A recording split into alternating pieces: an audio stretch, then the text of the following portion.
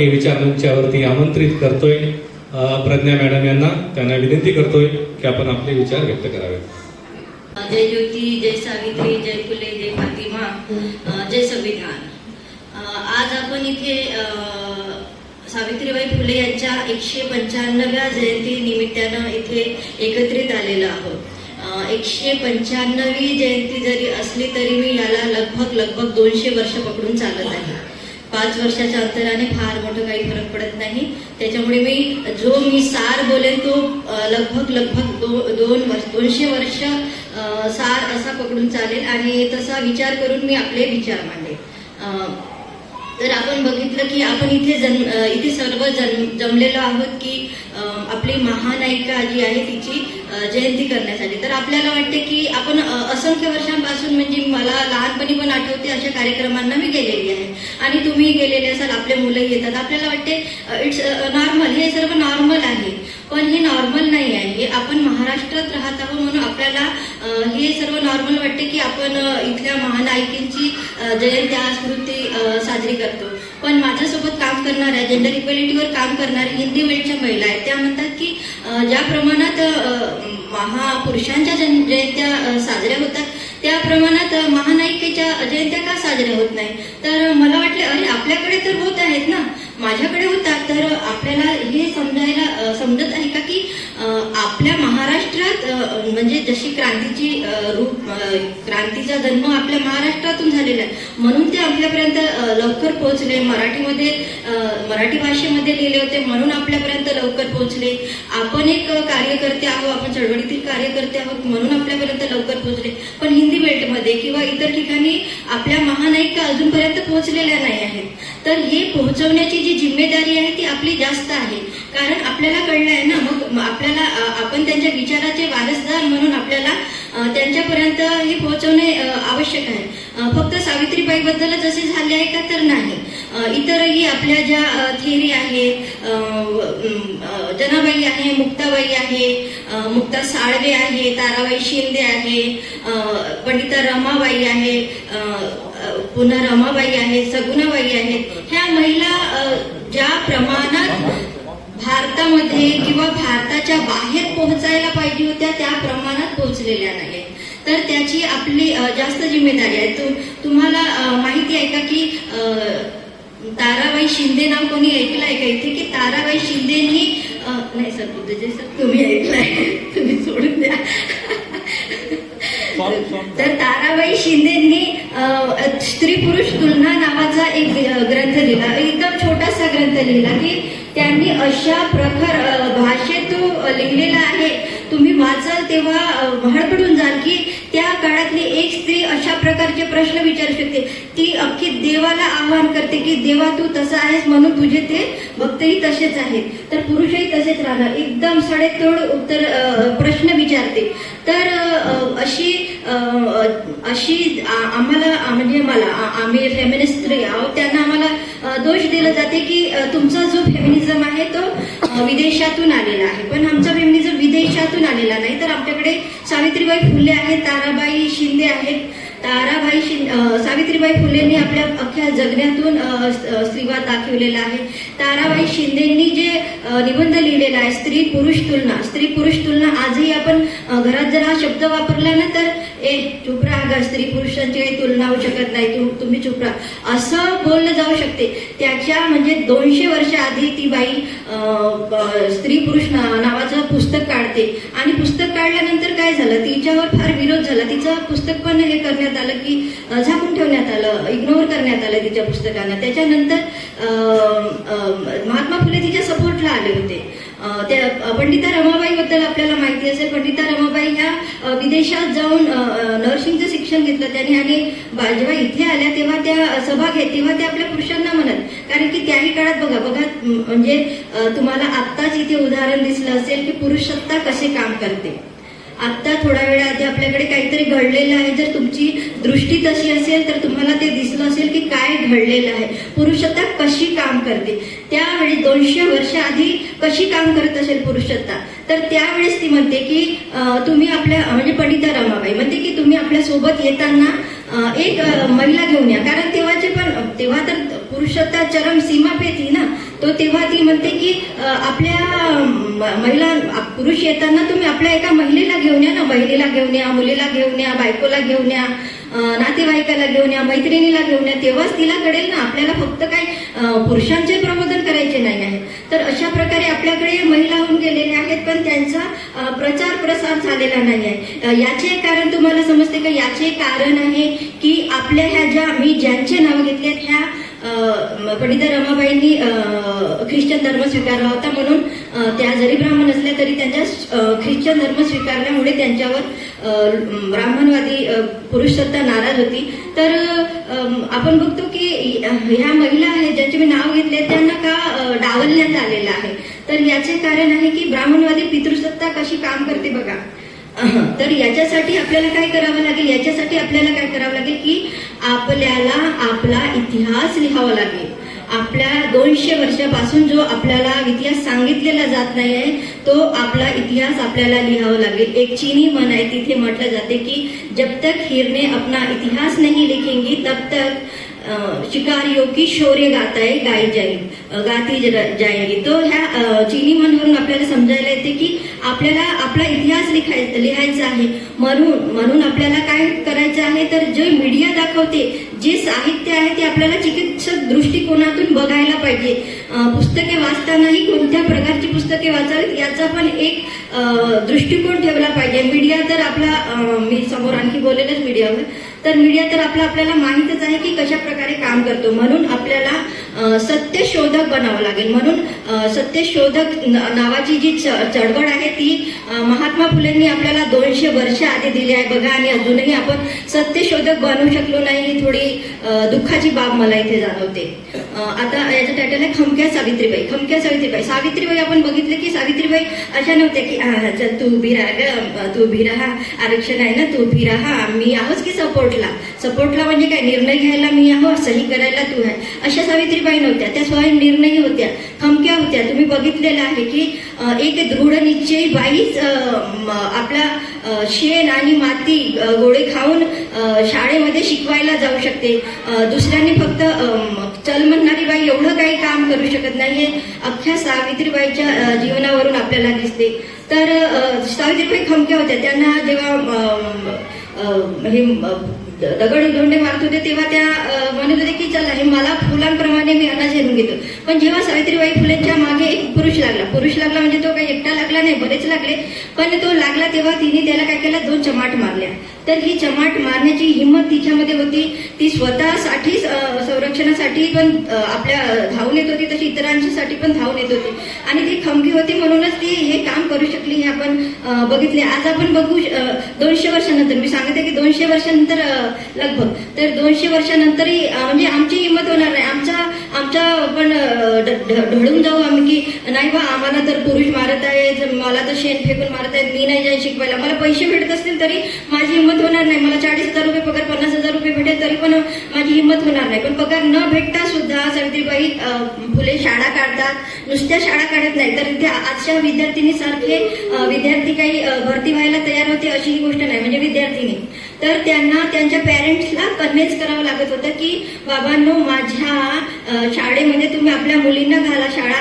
पॅरेंट्सना convince करणे किती अशक्य आहे तुम्हाला माहिती असेल. आपण इथे 2-4 लोक गोळा करण्यासाठी किती आपल्याला म्हणजे कन्व्हिन्स करावं लागते की या या या या. तर शाळेमध्ये मुलींना घालण्यासाठी आधी पॅरेंट्सना त्या कन्व्हिन्स करत, त्याच्यानंतर त्यांच्या सुरक्षेची पण त्या ग्वाही देत्या. तेव्हा कुठे त्या 6 मुलीच्या 18 शाळांनंतर सावित्रीबाई फुले यांनी काढलेल्या आहेत. तर बघू शकतो आपण की 18 शाळा काढायला त्यांना किती मेहनत करावी लागली असेल आणि काय संघर्ष 200 वर्ष आधी करावा लागला असेल. ज्योतिबा फुले काय, ज्योतिबा फुले असं नाही की त्या गरीब होत्या, ज्योतिबा फुले गरीब होते. ज्योतिबा फुले आणि सावित्रीबाई फुले चांगले साधारण कुटुंबातले होते. छानपैकी हे जगू शकले असते, मस्त ऐशो आरामात जगू शकले असते, 2-4 नोकर ठेवलं असतं आणि मस्त आरामाचं जीवन जगू शकले असते. पण तसं झालं नाही. आपल्यासारख्या संकुचित वृत्तीचे ते नव्हते. नाही का आपल्याला काय करायचं आहे, जाऊ दे ना त्यांचं ते बघतील, आपण कशाला पडायचं ना त्यांच्या मदत, असे संकुचित वृत्तीचे ते नव्हते. अशा खूप मंडूक वृत्तीचे नव्हते. म्हणून ते महामानव आणि महानायिका झाले. आणि मला अजून एक सांगा वाटते, जेव्हा आज सावित्रीबाई फुलेच्या जयंती निमित्ताने मला बोलायचं आहे त्यावेळेस मी असं म्हणजे पुस्तकं वाचून बघितल्या, व्हिडिओज बघितले आणि मी असं डिवायडेड करायला बघितलं की मला फक्त सावित्रीबाई फुलेवर बोलायचं आहे. तर फक्त सावित्रीबाई फुलेवर आपल्याला बोलता येत नाही, कारण की सावित्रीबाई आणि महात्मा ज्योतिबा फुलेंचं कार्य असं मिक्स आहे ना की आपण दोघांना आपण असे वेगळे वेगळे करून बघूच शकत नाही. दोघांचंही कार्य असं एकत्र आहे ना, एक जीव आहे. आपल्यासाठी ती जोडी काय आहे, आदर्श जोडी आहे. तर त्यांनी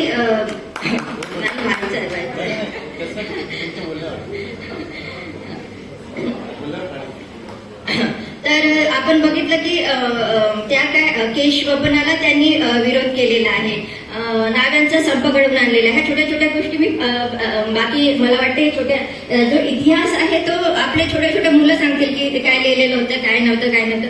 पण त्याचा दृष्टिकोन मी सांगत आहे की त्यावेळेस टक्कल केले जात होते महिलांचे. तर महिलांचे टक्कल का केले जात होते की पुरुषांची नजर त्याच्यावर जाऊ नये, त्या विद्रूप दिसाव्या म्हणून.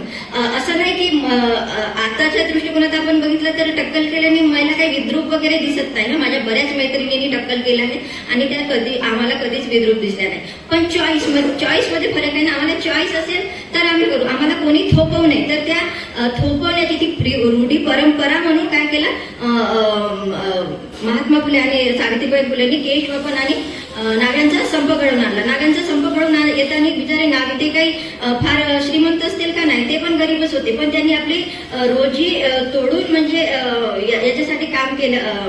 म्हणजे सावित्रीबाई फुलेचं ऐकलं, महात्मा फुलेंचं ऐकलं. म्हणजे आज आपण आपल्याला आपली रोजी जर बघितलं तर आपली कोणी म्हटलं तर नाही आपण बिना रोजी करूनही कुठे सामाजिक कार्याला जायला नाही म्हणतो. तर रोजी घालवून जाणाऱ्या नावी यांचंही आपल्याला म्हणजे हे करायला पाहिजे की ते किती चांगल्या याचे होते. माझं याचं टायटल आहे सावित्री ज्योतीचे खरे प्रेमी. तर सावित्रीबाई फुले आपण बघतो की आज इथे असलेले एक तरी पुरुष हात वर करेल का तो आपल्या पत्नीला काय म्हणतो, ये ग जाग असं म्हणतो ना. आम्ही जर पुरुषांना म्हटलं ये रे जा रे तर हे काय म्हणतात, आमचा अपमान आहे. ठीक आहे, आमचा अपमान आहे म्हणतात की तू आमच्यासोबत अशी कशी बोलते, एकेरी कशी बोलू शकते. पण पुरुष मित्रांनो माहिती आहे महात्मा फुले त्यांना काय म्हणायचे, या हो जा हो असे ते 200 वर्ष आधी त्यांना म्हणायचे. आणि सावित्रीबाई फुले पण त्यांना काय म्हणायच्या, शेठजी म्हणायच्या. त्या 9 वर्षाच्या होत्या आणि ते 11-12 वर्षाचे होते. याच्यामुळे काय म्हणजे ते समवयस्करच होते असं आपण बघू. याच्यामुळे त्यांच्यामध्ये फार काही डिफरन्स नव्हता. डिफरन्स असो किंवा नसो तरी पण हे जे नातं असतं हे समानतेवर आधारित असतं. तर ते दोघेही जसे एकमेकांना त्या काळात अहो जाऊ ते म्हणायचे, ते त्यांना सेठजी म्हणायचे. आता आपण बघतो की येरे म्हणतात, जारे म्हणतात, आपल्या मुली म्हणतात. आमच्या आधीच्या पिढीला ते पटत नाही, आमच्याही पिढीला ते पटत नाही. पण माझ्या नंतरच्या पिढी बोलणाऱ्या आहेत की त्या आपल्या नवऱ्याला येरे म्हणतात, जारे म्हणतात. आणि त्याच्यानंतर काय शाळा, सावित्रीबाईच्या सासऱ्यांना अजिबात आवडत नव्हतं की सावित्रीबाईंनी शिकावं. म्हणून महात्मा फुलेंनी एक मार्ग निवडला होता की ते काय करायचे, तिला शेतात शिकवायचे. कारण की विचारच करू शकता ना, आजच्या जमान्यामध्ये बाया शिकलेल्या आवडत नाही, तर 200 वर्ष आधी कशा त्या शिकलेल्या बाया पुरुषांना आवडू शकतात.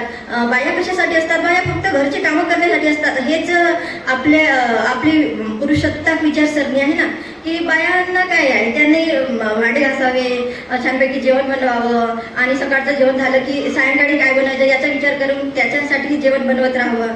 तर हे बस या अनपेड श्रम म्हणतो आम्ही ज्याला, ह्या अनपेड श्रमासाठी त्या कार्य करत असतात, कार्य करतात अशी एक धारणा आहे. पण ती धारणा म्हणून गोविंदराव जेव्हा त्यांना सासरे सावित्रीबाईचे जेव्हा बाहेर काढतात तेव्हा म्हणजे महात्मा फुले त्यांच्या सकट त्यांना सोबत नेतात आणि घर सोडतात. आपण बघितलेलं आहे की पुरुष घर सोडताना मोस्टली असे जे कार्यकर्ते पुरुष असतात ना ते एकटे घर सोडतात आणि आपल्या बाईला म्हणजे आपल्या पत्नीला घरी ठेवतात की घराकडे तू लक्ष दे. तर त्या 200 वर्षाच्या काळामध्ये सावित्रीबाई फुलेचे म्हणजे किती प्रेम आहे त्यांच्या याच्यामध्ये की ते आपल्या पत्नीसह निघतात. याला म्हणतात जीवन साथी. हा, तर आपण अजून बघतो की बायकोचे म्हणणे ऐकणाऱ्याला आपला पुरुषोत्तम समाज कसा बघतो की फारच म्हणजे अरे रे बिचारा ना, किती तिच्या कंट्रोलमध्ये आहे ना, अरे रे असा बघतो. आणि तो मग काय म्हणतो की नाही नाही ये अरे होने क्या बेटी का गुलाम है, असे म्हणतो. पण आपण बघितलं का की जी बालहत्या प्रतिबंधक गृहाची जी संकल्पना होती ती सावित्रीबाईची होती. का सावित्रीबाईची होती हे तुम्हाला समजते का? कारण की बाईचं दुःख बाई समजू शकते ना. एक तर डिलिव्हरी होत आहे बाईची, एक तर तिचा रेप होत आहे, आणि ती विधवा आहे, त्यातल्या त्यात ती जीव द्यायला जात आहे. एवढं दुःख एक बाई चांगल्या प्रकारे समजू शकते. म्हणून ही संकल्पना जी होती ती सावित्रीबाईची होती की आपण अशा प्रकारचं बालहत्या प्रतिबंधक गृह काढायला पाहिजे. तर ही म्हणजे सावित्रीबाईचं म्हणणं ते किती ऐकायचे बघा. त्यांच्या ज्या संकल्पना असायच्या त्या पुढे न्यायच्या. म्हणूनच ते स्त्रियांसाठी एवढे महान कार्य करू शकले ना. तर ह्या दोघांच्या व्यवहारावरून, विचारांवरून, जगण्यावरून आपण समजू शकतो की बायकांचं म्हणणं ऐकणं फार काही वाईट नाही आहे. त्यांचं जर म्हणणं ऐकलं तर किती क्रांती घडू शकते हे आपण ज्योती सावित्रीबाईवरून समजू शकतो. तर आपण आपल्या बायांना पण विचार करता येते आणि त्यांचं म्हणणं ऐकायला काही हरकत नाही असे मला वाटते. आता मला हे सांगा की 9 वर्षाचा कोण आहे ते 13 वर्षाचा कोण आहे? तू किती वर्षाचा आहे? 13. हा 13 वर्षाचा. 13 वर्षाचा म्हणजे तुझ्या एवढे असताना महात्मा फुलेचं लग्न झालं. विचार कर की म्हणजे आपण विचारही करू शकत नाही किती म्हणजे आपल्याला आता हसायला येत आहे. पण त्या 200 वर्षाच्या काळात इतक्या छोट्या मुलाचं आणि ती 9 वर्षाची मुलगी त्यांचं लग्न झालं. ते शिकतात आणि शिकतात, नुसतं शिकतच नाही तर क्रांती करतात.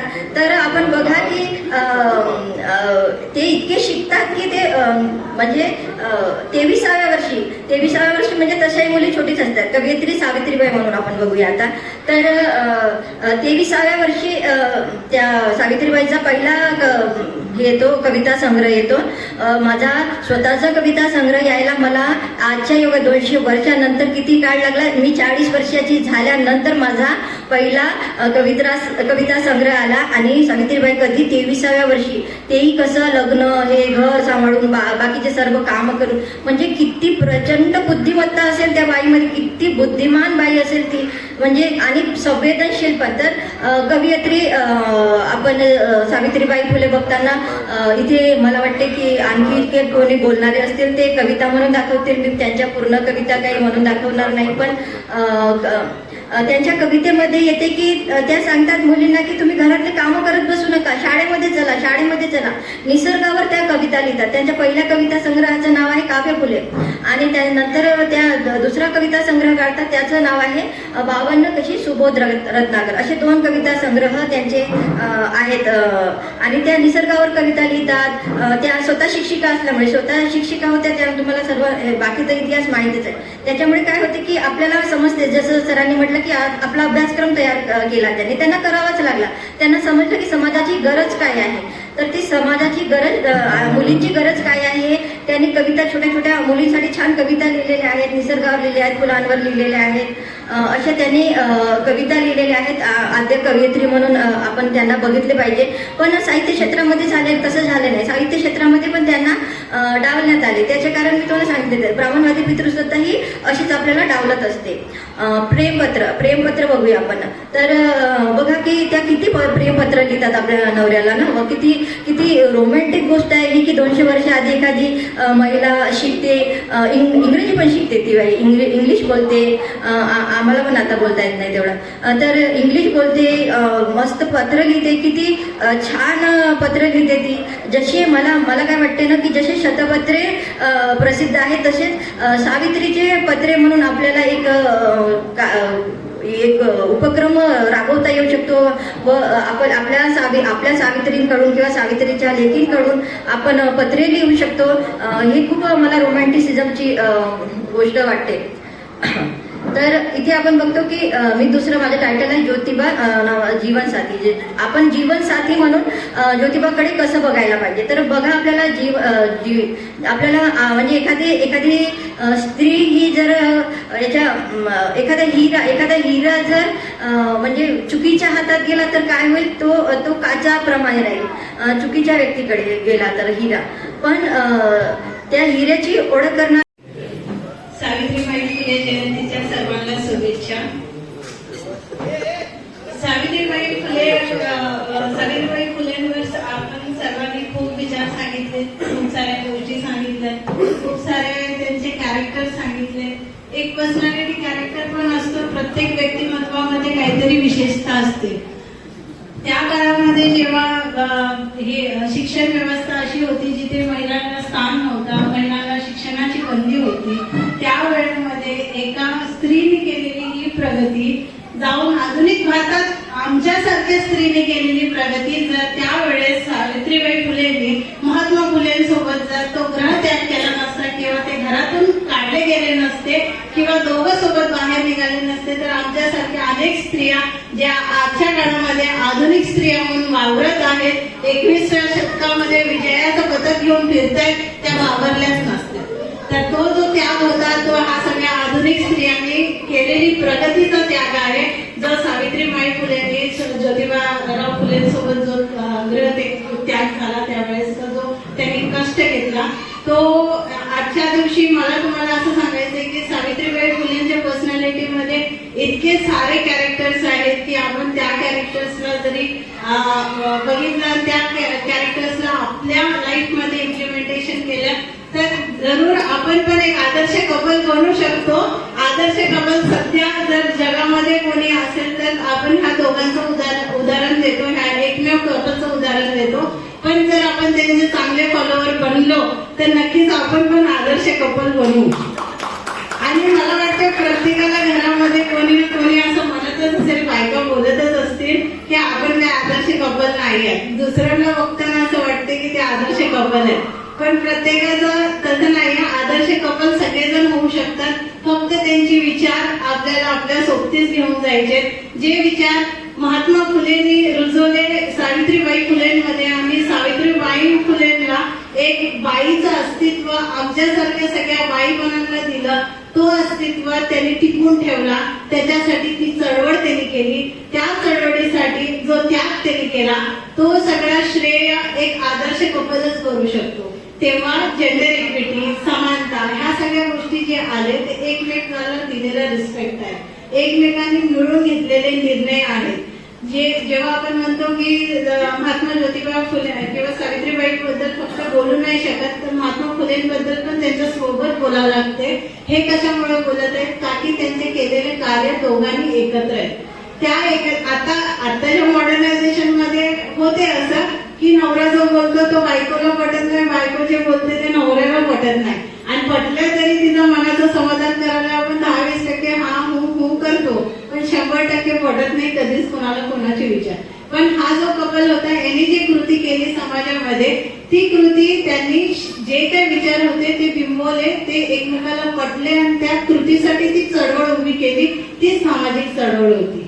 तर सावित्रीबाई फुलेंबद्दल जेव्हा पण आपण बोलतो तेव्हा असे बोलतो ती आदर्श शिक्षिका होती, आदर्श मुख्याध्यापिका झाली, भारताची पहिली शिक्षिका, भारताची मुख्याध्यापिका झाली, इतका आपण विषय सांगतो. पण सावित्रीबाई फुले ताईने सांगितलं की ती एक कवित्री पण होती. त्यांनी काव्य फुले हा ग्रंथ लिहिला जो महात्मा फुलेंच्या आधी प्रसिद्ध झालेला प्रकाशित झालेला ग्रंथ आहे. महात्मा फुलेंचा जो ब्राह्मणाचा कसा हा जो पुस्तक लिहिला गेलाय त्याच्या आधी सावित्रीबाईंनी आपला हा काव्य फुले हा ग्रंथ प्रकाशित केला. तर हे लक्षात घ्या की स्त्रीची प्रगती त्यावेळेस महात्मा ज्योतिराव फुले यांनी जरी त्यांना शिक्षण शिकवलं असेल, नंतर ते आपल्या पायावर उभे झाले आणि महात्मा फुलेंच्या ग्रंथाच्या आधी जर एक बाई हा ग्रंथ लिहित असेल आणि तो प्रकाशित होत असेल तर या त्या काळामधली सगळ्यात मोठी अचिव्हमेंट आहे. तर ही एक काव्याची जनक असं आपण तुम्ही सावित्रीबाई फुले यांना एक आदर्श मानू शकता. एक आदर्श मुख्याध्यापिका किंवा एक आदर्श शिक्षिका आपण सावित्रीबाई फुले यांना मानतो. त्याच्या मागे कारण असं आहे की त्यांनी चांगले विद्यार्थी संस्कार त्या विद्यार्थ्यांमध्ये रुजवले. जेव्हा म्हणजे कसं होतं, जेव्हा स्त्री शिक्षणाला एवढा वाव नव्हता त्यावेळेस त्यांनी जेव्हा ह्या ज्योतिरावांसोबत जेव्हा त्यांचा विवाह झाला त्यानंतर त्यांनी थोडं शिक्षण घेतलं. शिक्षण घेतल्यानंतर ते मिशनबाईंकडे गेले. तिथून मग त्यांना स्कूलमध्ये एंट्री मिळाली. त्या स्कूलमधून एंट्री झाल्यानंतर ते शिक्षिका बनल्या. शिक्षिका बनल्यानंतर त्यांनी आपली शाळा उघडली, जो मिशन नॉर्मल स्कूल आहे तिथून त्यांनी शिक्षण घेतलं आणि नंतर ती शाळा उभी झाली. तिथून त्या शिक्षिका झाल्या. त्या शिक्षिका झाल्यानंतर त्यांनी मुख्याध्यापिका झाल्या, आपल्या शाळा काढल्या आणि ही चळवळ शिक्षणाच्या मुलींच्या चळवळीसाठी ती राबवली. त्यावेळेस जेव्हा पोते शिक्षण पद्धती होती, पोते शिक्षण पद्धती म्हणजे काय, जेव्हा मुलींना शिक्षणाची बंदी होती तेव्हा आई वडील आपल्या मुलांना पोत्यामध्ये भरून त्यांच्याकडे शिक्षण घ्यायला घेऊन येत होत्या आणि नंतर आपल्या खांद्यावर ते पोते वागवायचे आणि ते पोते त्यांच्या वाड्यामध्ये नेऊन सोडायचे आणि तिथून ते लोक ते शिक्षण घ्यायचे मुली. आणि त्यानंतर या शाळा निघणार, त्या शिक्षिकांनी एवढे सगळे कष्ट झेलले. ते कष्ट झेलताना त्याच्यावर दगड धोंडे शेण ते सगळे टाकण्यात आले. पण त्या जेव्हा ह्या उभ्या राहिल्या तेव्हा ते एक मेंटल सपोर्टर होते आणि त्यांचं मेंटली एवढे स्ट्रॉंग होते की ते कुठल्याच परिस्थितीला घाबरल्या नाही किंवा दटल्या नाही. हा जो कॉन्फिडन्स आहे, एक चळवळ उभी करताना हा कॉन्फिडन्स असायला हवा, तेव्हा ती चळवळ सक्सेस होती. तर हा जो स्त्री शिक्षणाच्या मुक्तीसाठी त्यांनी जो हा हे घेतला, कष्ट घेतला किंवा हा सगळा जो त्यांच्या मागे अत्याचार झाला किंवा जो काय त्यांनी झेललं मानसिकरित्या, पण ते तेवढ्या सबळ होते की त्यांनी ह्या सगळ्या गोष्टीला सामर्थ्य दिलं. आणि विद्यार्थी संस्कार त्यांनी इतके चांगले घडवले की जेव्हा पुण्याचे कलेक्टर होते, पुण्याचे कलेक्टर त्यावेळेस जॉन्स होते, त्यांची जे मिसेस होती मिसेस जॉन्स, ती जेव्हा आली तिथे एका कार्यक्रम मध्ये आणि तिने त्या विद्यार्थ्यांना गिफ्ट वाटले. गिफ्ट वाटले म्हणजे कुणाला साडी दिली, कुणाला खाऊ दिलं, कुणाला काय दिलं. त्यातल्या एका विद्यार्थीने त्यावेळेस त्यांना डिमांड केलं की मॅम आम्हाला हे गिफ्ट नकोय, पण आम्हाला इथे ग्रंथालय हवे. तर हे जे ग्रंथालय हवे हे जी डिमांड त्यावेळेस त्या विद्यार्थ्यांनी केली म्हणजे त्यांना पुस्तकांची गोडी लागली. ती पुस्तकांची गोडी साठी हा हट्ट त्यांनी धरला आणि हाच कन्सेप्ट आहे जो मला वाटते आजच्या मॉडर्नायझेशन मध्ये जितक्या शाळा आहेत तिथे पण एवढा लायब्ररी जो सेक्शन ठेवलेला आहे तो त्यावेळेस तो ग्रंथालय यांनी महात्मा फुले आणि सावित्रीबाई फुले यांच्या जो डिमांड झाला त्या विद्यार्थ्याकडून तो त्यांनी हट्ट पूर्ण केला. हा हट्ट कसा त्या मुलांमध्ये बिंबवला तर हा का त्यांच्या पॅरेंट्स कडून आलेला नाही, पण ते ज्या टीचरच्या सानिध्यात होते, ज्या टीचरने त्यांच्यावर हा विद्यार्थी संस्कार केला, ते विद्यार्थी ह्या संस्कारांमधून हे बोलतात की आम्हाला या पुस्तकांची गोडी आहे, आम्हाला हा ग्रंथालय हवाय. हा एक प्रसंग झाला एक चांगल्या विद्यार्थी घडवण्याचा, जी एक आदर्श मुख्याध्यापिका किंवा आदर्श शिक्षिकासाठी तुम्ही त्यांना उल्लेखित करता तेव्हा. आणि त्यांची जी एक विद्यार्थिनी आहे जी मातंग समाजाची होती, तिने जो निबंध लिहिला तो निबंध जेव्हा प्रकाशित झाला तर त्या निबंधामध्ये हा जेव्हा अस्पृश्य समाजामध्ये दलितातली एक विद्यार्थिनी जर ह्या लेवलमध्ये जाऊन जर तो निबंध लिहित असेल आणि तो प्रकाशित होत असेल तर तो दलितांनी केलेली त्यावेळेसची ही चळवळ आहे, जे एका विद्यार्थिनी जी सावित्रीबाईची विद्यार्थिनी होती तिने तो केला. तर ही जी चळवळ त्यांच्यामध्ये रुजवली ती एक चांगली शिक्षिकाच रुजवू शकते. तर हा एक आदर्श शिक्षिकाचं उदाहरण आहे. दुसरे राहिले प्रश्न की सावित्रीबाई फुले यांनी खूप सामाजिक चळवळ केली आणि खूप समता चळवळ चालवली. तर समता चळवळीचे पुरस्कर्ता सावित्रीबाई फुले आहेत. याचं एक खूप चांगलं उदाहरण असं आहे की आता आपल्याला माहिती आहे संक्रांत आली की महिलांचा हळदी कुंकाचा कार्यक्रम खूप उत्साहाने चालू होतो आणि वाण वाटपाचा कार्यक्रम त्याच्याकडून उत्साहाने असतो. तर जेव्हा सावित्रीबाई फुले महिला सेवा मंडळा नावाची जेव्हा संस्था स्थापन करतात त्या महिला सेवा मंडळाच्या त्या सचिव होत्या आणि त्यावेळेस त्या महिला मंडळाच्या सेवेमधून त्यांनी अनेक कार्य केलं. त्यातलाच हा हळदी कुंकवाचा जो कार्यक्रम आहे याची पत्रिका वाटण्यात आली आणि सावित्रीबाई फुले यांनी सगळ्यांना सर्व धर्मातल्या बायांना समतेचा अधिकार मिळावा, एका पटावर सर्व धर्मातले बाया येऊन बसतील यासाठी त्यांनी हा समतेच्या पुरस्कारासाठी हळदी कुंकूचा कार्यक्रम घेतला आणि त्यासाठी सर्व जातीतल्या महिलांना बोलवलं आणि पत्रिकात विशेष नमूद केला आणि ती पत्रिका वाटण्यात आली आणि त्यात लिहिलं की सर्व जातीतल्या समुदायाच्या बायांना हा मान देण्यात येईल हळदी कुंकाचा. त्यांनी धार्मिकरित्या जरी पार्श्वभूमी वापरली असेल तर त्याचा जो एंड होता तो सामाजिकरित्या करायचा होता. तर धार्मिक पार्श्वभूमीला सामाजिक चळवळ कशी देता येईल ह्याच्यासाठी सावित्रीबाई फुले यांनी कार्य केलं. आणि आता क्रांतीच्या विरोधात प्रतिक्रांती नेहमीच कार्य करते आपण असं म्हणतो, तर हा वाक्य खरंच आहे. आता तो आधुनिक काळामध्ये पोचता असं झालंय की संक्रांतीला वाण वाटायचं, संक्रांतीला हळदी कुंकू द्यायचं म्हणजे की नवऱ्याचं आयुष्य वाढते. नवऱ्याचं जेवढं आयुष्य तेवढंच राहणार आहे. वाण वाटा नाही तर हळदी कुंकू करा, काहीच करा. सत्यवानाच्या सावित्रीला आदर्श मानण्यात आला, पण आपल्या सावित्री मातेला मात्र आदर्श मानण्यात महिला कमी पडल्या. तर त्यांना आदर्श मानण्यासाठी हा जो राबवला जातो, आता तुम्ही बघा मुंबईत ही क्रेज आहे. पुढच्या जानेवारीमध्ये 14 तारीखला हा सण चालू होईल. सगळीकडे तुम्हाला सोशल हळदी कुंकाचा कार्यक्रम दिसेल. पण ह्याची चळवळीची जो इतिहास आहे तो इथे आहे. हा इतिहास आहे. तेव्हा त्यांना सगळ्यांना समानता द्यायची होती. अस्पृश्य बायांना ती संधी नव्हती की ते येऊन दुसऱ्या उच्चवर्गीय महिलांच्या पट्टीत येऊन बसतील. म्हणून ही संधी साधण्यासाठी सावित्रीबाई फुलेंनी हे केलेला महिला सेवा मंडळ नावाची जी संस्था स्थापन केली, त्यातून हा कार्य त्यांनी केला. आणि ही देशातली पहिली संस्था आहे जी स्त्री उन्नतीसाठी कार्य करत होती. या संस्थेच्या अंतर्गत त्यांनी खूप सारे विधवा पुनर्विवाह घडवून आणले. प्रौढ स्त्रियांच्या शिक्षणासाठी प्रयत्न केले. जे कोणी महिला शोषित होत्या, ज्यांचे नवरे दारू पित होते, व्यसन करत होते, त्यांच्यावर जे अत्याचार होत होते, त्यांच्यापासून त्यांना मुक्तीसाठी ही चळवळ, स्त्री मुक्तीची चळवळ कार्य करत होती. सत्यशोधक समाजाची जी स्थापना झाली, त्या सत्यशोधक समाजाचा जेव्हा महात्मा ज्योतिराव फुले यांची विधी मृत्यू झाला, त्यावेळेस सावित्रीबाई फुले यांनी त्यांना अग्नी दिली. जेव्हा एक स्त्री त्या काळामध्ये गृढी परंपरेच्या खाली दबलेली होती, त्यावेळेस आपल्या नवऱ्याच्या मृत्यूला जर मशाल देण्याचं कार्य करत असेल तर ते सावित्रीबाई फुलेंनी केलं. तो एवढा मोठा कॉन्फिडन्स आहे. त्यावेळेस म्हणजे कसं मेंटल स्टेट असते माणसाची एक, आपला जवळचा माणूस किंवा आपला लाईफ पार्टनर जातो तेव्हा आपण आपलं सगळं विश्व विसरतो.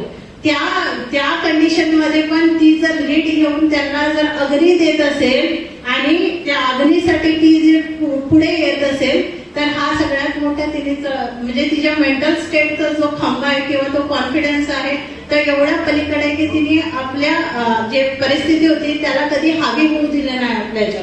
आज आपल्याकडे थोडंसं उलट आहे. आपल्या घरात थोडी जरी परिस्थिती झाली तर आपण पॅनिक होतो, पण त्यांनी एवढं सगळं करताना पॅनिक जो हे आहे तो त्यांनी अपाट ठेवला.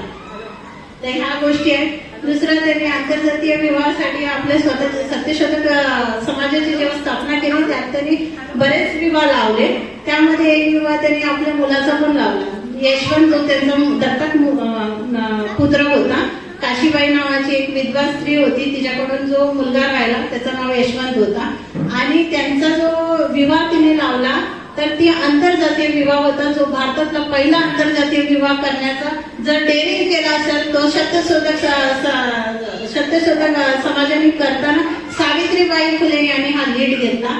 आणि त्यावेळेस जेव्हा महात्मा फुले यांना पॅरालिसिस होतं त्यावेळेस या पूर्ण लग्नाची जबाबदारी ते आपल्या खांद्यावर घेऊन एवढ्या सगळ्या रूढी परंपरेच्या विरुद्ध जाऊन एक आंतरजातीय विवाह लावला. तो आपल्या मुलाचा विवाह लावला. सावित्रीबाई फुले फक्त आपले विद्यार्थी घडवण्यामध्ये सक्षम नाही राहिले तर त्यांनी एक आपला मुलगा चांगला जरी तो त्यांचा बायोलॉजिकली मुलगा नव्हता पण दत्तक घेतलेला मुलगा होता. जेव्हा कोणी दत्तक घेतो तेव्हा असं वाटते की आपल्याला तो आपल्या जो रिअल जेनेटिक्स असते त्याच्याकडे परत जाईल आणि ज्याने दत्तक घेतला त्याचे गुण त्याच्यामध्ये येणार नाही. हे रिअल आहे. आता जरी मला सर बोलले एक मुलगा दत्तक घेतो मीच हा वाक्य बोलेन सर्वांना की नाही बाबा बायोलॉजिकल फॅक्टर्स असते तर ते जेनेटिक्स असतात, पण ह्या केसमध्ये हा इश्यू नाही आहे. ह्या केसमध्ये जेव्हा त्यांनी यशवंतला एवढे संस्कार दिले, ज्यावेळेस प्लेगची साथ होती आणि त्या प्लेगच्या साथमध्ये हे जे यशवंत होते हे डॉक्टर झालेले होते आणि हे सैन्यामध्ये नोकरी करत होते. तर त्यांनी त्यांना सुट्टी घेऊन घरी यायला सांगितलं. नगरमध्ये त्यांच्या जो हे आहे सासऱ्यांचा वाडा आहे शेत, तिथं त्यांनी दवाखाना उघडायला सांगितलं आणि तिथे ह्या प्लेग रोगींची सेवा ते करायला लावले. तुम्ही सांगाल आपल्या पोराला जेव्हा एक म्हणजे कमिटमेंट असते तुमच्याकडे, गव्हर्नमेंट कमिटमेंट म्हणा किंवा कुठली पण जॉबची कमिटमेंट असेल, तर आपण त्याचे रिझन्स बनवतो, त्याला आपण अप्लिकेबल करत नाही. पण ही बाई म्हणजे ही आई, ही माऊली आपल्या मुलाला सांगते की आज तुझी गरज इथे आहे, तू प्लेग रोग्यांची सेवा करायला तू इथे ये. आणि तिचा मुलगा येतो आणि त्या प्लेग रोगांची सेवा तो करतो. ह्याच प्लेग रोगांची सेवा करताना एक अस्पृश्य बालक असतो, त्याचं नाव पांडुरंग गायकवाड. हा जो आहे याला घेऊन जातानाच सावित्रीबाई फुले यांना प्लेगची लागण झाली आणि नंतर त्यांचा मृत्यू झाला. पण ह्या सगळ्या गोष्टी करत असताना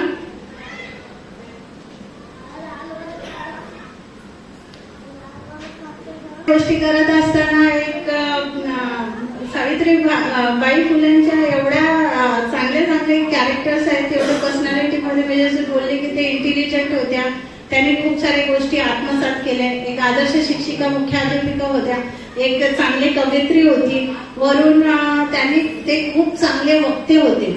वक्ते इन द सेन्स त्यांचे असे 5 भाषणे आहेत ज्यांनी त्यांनी अस्पृश्य समाजाला आणि दलित लोकांना हे सांगितले. त्या 5 भाषणाचं फक्त मी मोटिव्ह सांगते. पहिल्या भाषणामध्ये त्या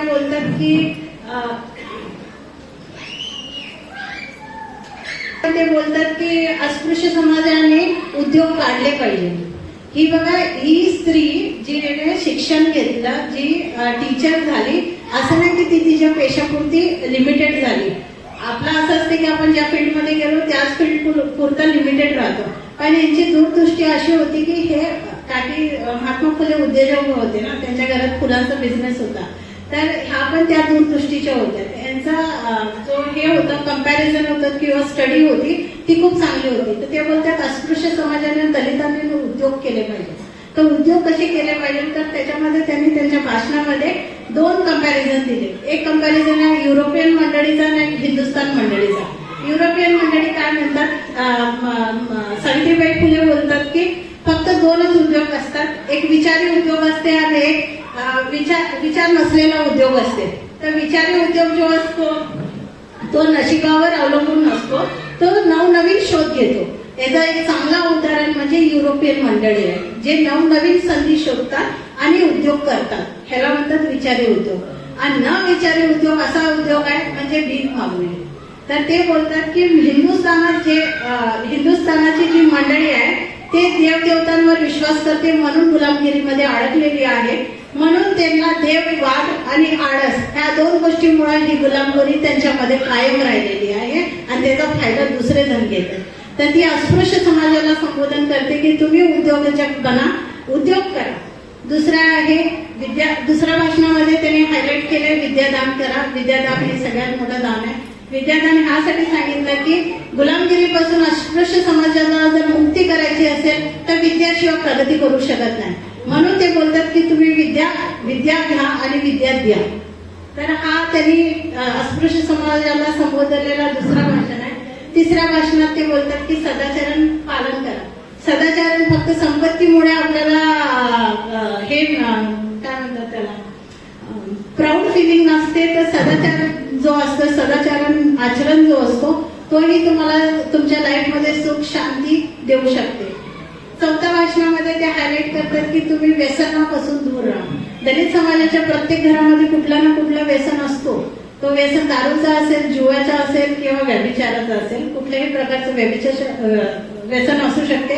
आणि त्या वेळेमध्ये ह्या सगळ्या विषयांना मार्मिकता ठेवून बोलतात आणि पब्लिक डेलिब्रेशन करतात. हे एका चांगल्या वक्त्याची खूबी आहे की ते पब्लिकला जेव्हा डेलिब्रेट करत आहेत तर ते समृद्धता त्यांच्या लेवलमध्ये जाऊन सांगतात. जे महात्मा गौतम बुद्धांनी पण हेच केलं की त्यांना जेव्हा धम्म सांगायचं होतं तेव्हा ते समरूप होऊन लोकांच्या मध्ये जाऊन तो धम्म सांगितला. सावित्रीबाई फुले यांनी पण हेच केलं की ते समरूप झाल्या आणि समरूप राहून ह्या चळवळीला पुढे नेला. कुठल्याही चळवळीला जर पुढे न्यायचं आहे, कुठल्याही चळवळीला सक्सेस करायचं असेल, समृद्धता आपल्यामध्ये पाहिजे. तुम्ही त्यांच्यामध्ये जाऊन जर सांगायला लागला तो त्यांच्या लेवलने असायला पाहिजे, तो त्यांच्यापर्यंत रुजतो आणि ते त्या दिशेने कार्य करतात. याचं एक चांगलं उदाहरण म्हणजे सावित्रीबाई फुले आहे. तर एवढंच सांगून थांबते. थँक्यू. नाही, जगातलं एकमेव कपल आहे ज्यांचा आदर्श तुम्ही मी घेतला पाहिजे. मेड फॉर इच अदर, ज्यांच्याकडे बघून आपल्याला सर्वांना वाटतं की जगायचं असेल तर यांच्याप्रमाणे जगलं पाहिजे, मरायचं असेल तर यांच्याप्रमाणे मरलं पाहिजे. या लोकांनी या इथल्या व्यवस्थेसाठी, ज्या व्यवस्थेने तुम्हाला मला या ठिकाणी अतिशूद्र ठरवलं, शूद्र ठरवलं, महिलांचा मानसन्मान नाकारला, त्या सर्वांसाठी झटणारे सावित्रीबाई फुले आणि महात्मा ज्योतिराव फुले. अवघं 18 वर्ष सावित्रीबाईचं वय आहे. मग लक्षात घ्या, 18 वर्षापर्यंत आपण आपले डिसिजन घेऊ शकत नाही. ज्योतिबाईंचं वय आहे 21 वर्ष. 21 वर्षामध्ये हे कपल डिसिजन घेतं आणि 1848 मध्ये पुण्याच्या भिडेवाड्यामध्ये त्या मनुवाद्याच्या मस्तकावरती पाय ठेवून मुलींची शाळा काढली जाते. आणि मनुवादी म्हणतात की हे धर्म उडवायला निघालेले आहे. लक्षात घ्या, पुण्यासारख्या परिसरामध्ये शाळा काढणे तीही मुलींची ही अशक्यप्राय गोष्ट आहे. महात्मा फुलेंच्या आधी मिशनरीनी त्या ठिकाणी प्रयत्न केलेला आहे. इंग्रजांची सत्ता असताना इंग्रजांना ते जमलेलं नाही. 2 महिन्यामध्ये त्यांच्या शाळा बंद पडल्या. महात्मा फुलेंचं कार्य जर, सावित्रीबाईंचं कार्य जर बघायचं असेल, त्याला जर उपमा द्यायची असेल तर त्यांचं पुण्यामधलं कार्य म्हणजे सिंहाच्या गुहेमध्ये जाऊन सिंहाच्या जी काही ती वलय असतं केसांचा, तो झुपका असतो, त्या झुपकेची केस उपटणं, हे धाडस त्या सावित्रीबाईंमध्ये होतं. ते धाडस तुमच्यामध्ये आहे का, हा या ठिकाणी प्रश्न विचारायचा आहे. कारण लक्षात घ्या, स्वतः महात्मा फुले सावित्रीबाईंना म्हणतात की शी वॉज माय लीडर. एक नवरा आपल्या पत्नीला लीडर म्हणतोय, हे अशक्यप्राय गोष्ट आहे 200 वर्षापूर्वीची, की आजही आमच्या घरामध्ये बायकोला विचारणं म्हणजे खूप मोठी गोष्ट समजली जाते. उपमर्द म्हटलं जातं, तू काय पुरुष आहे का नाही श्रीमित्रा, बायकोला विचारून कोण डिसिजन घेतय का. शेटजी म्हणजेच महात्मा फुले सावित्रीबाईंचा कोणताही शब्द नाकारत नव्हते. सावित्रीबाईंनी ज्या ज्या गोष्टींना नकार दिलेला आहे त्या सर्व गोष्टी महात्मा फुलेंनी केलेल्या नाही, त्याला नकार दिलेला आहे. हे सर्व महात्मा फुलेंचे वसतिगृहामध्ये जे विद्यार्थी राहत होते त्या सर्वांनी ते प्रसंग लिहून ठेवलेले आहेत. लक्षात घ्या, आजही नवरा बायको एकमेकांना, आपण जुन्या काळामध्ये म्हणजे अहो जाऊ, माझे वडील बायको नवऱ्याला अहो जाऊ म्हणते, आता एकरी शब्द केले जातं. त्या काळामध्ये 200 वर्षापूर्वी सावित्रीबाई ज्या पत्रांची जर सुरुवात बघितली तर नवऱ्याच्या नावाने सुरुवात आहे, ज्योतिबा साष्टांग नमस्कार. कवितेमध्ये ज्योतिबा शब्द ते वापरतात. आजही आपल्याला लाज वाटते नवऱ्याचं नाव आम्ही कसं घ्यावं. तर हे 200 वर्षापूर्वीचे सावित्रीबाई ज्या द्रष्ट्या होत्या, ज्या लीडर होत्या, कुणी त्यांच्या अंगावरती धावून आलं. सुरुवातीला त्यांनी म्हटलं की तुम्ही माझ्यावरती दगड टाकताय, हा माझा मी सत्कार समजते, तुम्ही माझ्यावरती टीकाय करताय, याचा अर्थ मी योग्य मार्गाने जाते. परंतु ज्यांच्यावरती जर हल्ला करायला आला, पायातली चप्पल काढून त्याच व्यवस्थेला ठणकावून सांगणाऱ्या सुद्धा त्याच आपल्या सावित्रीबाई आहेत. तो आदर्श तुम्हाला मला घ्यायचा आहे. आणि यशवंताच्या लग्नाचा प्रसंग या ठिकाणी सांगतोय. जसं 3 प्रसंगामध्ये महात्मा फुलेंनी सावित्रीबाईंना लीडर म्हटलं. पहिला प्रसंग होता की जो बाल हत्या प्रतिबंधक गृहाचा, जे बाल हत्या प्रतिबंधक गृह, लक्षात घ्या 2 काशीबाई इतिहासामध्ये आहेत. की जी पहिली काशीबाई होती जी 1863 ला बाल हत्या प्रतिबंधक गृहामागची कहाणी अशी आहे की महात्मा ज्योतिराव फुलेंचे एक मित्र होते गोवंडे नावाचे, जे ब्राह्मण समाजाचे होते. आणि त्यांच्या घरामध्ये काशीबाई नावाची महिला स्वयंपाक करण्यासाठी येत होती. आणि त्यांच्या शेजारी असणाऱ्या विष्णू बुवाच्या त्यानं त्याला प्रेमाचा आमिष दाखवलं. त्यानंतर ती गरोदर राहिली आणि त्या काशीबाईनं एका मुलाला जन्म दिला. जन्म दिल्यानंतर मग करायचं काय, विधवा ती काशीबाई होती. आणि मग जन्म दिलेल्या बाळाचा तिनं चिरून, लक्षात घ्या, चाकू घेतला. चाकू घेऊन तिनं त्या लहान बाळाचं, जन्म झालेल्या बाळाचं नरडं कापलं. आणि त्या बाळाचं प्रेत गोवंडेंच्याच विहिरीमध्ये दिलं टाकून. काही दिवसांनी बॉडी फुगलेली बॉडी वर आली. पोलीस आले. पोलिसांनी या ठिकाणी तपास केला आणि त्यानंतर त्यांना ते सर्व कळलं. आणि त्या खुनाच्या आरोपाखाली काशीबाईला काळ्या पाण्याची शिक्षा दिली, जी अंदमान मधच्या जेलमध्ये ती काळ्या पाण्याची शिक्षा भोगायला गेली. तुम्ही आणि मी हळहळ व्यक्त करतो, चुकीचं झालं, असं व्हायला नाही पाहिजे होतं. सावित्रीबाई फुले हळहळ व्यक्त करत बसले नाहीत. त्यांनी सरळ सांगितलं की बालहत्या प्रतिबंधक गृह आपण स्थापन करायचं आणि बालहत्या प्रतिबंधक त्यांनी स्थापन केलं. आणि मग 1874 जी दुसरी काशीबाई त्यांच्याकडे आली, तिचाच मुलगा यशवंत त्यांनी दत्तक घेतला.